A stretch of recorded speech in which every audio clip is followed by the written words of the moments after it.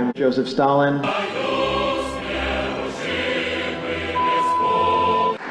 It's good to be here with old, obscure Trotskyist thoughts. Behold the fruits of democracy.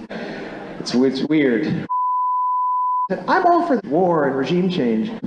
I wrote down some propaganda to invent reality, and hopefully it doesn't last much longer than 10 minutes.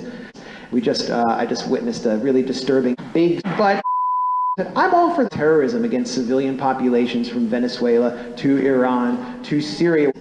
And I was going to talk a little about the most notable and award-winning propaganda construct known as the Syrian white myths, which were established not in Syria, but in Syria.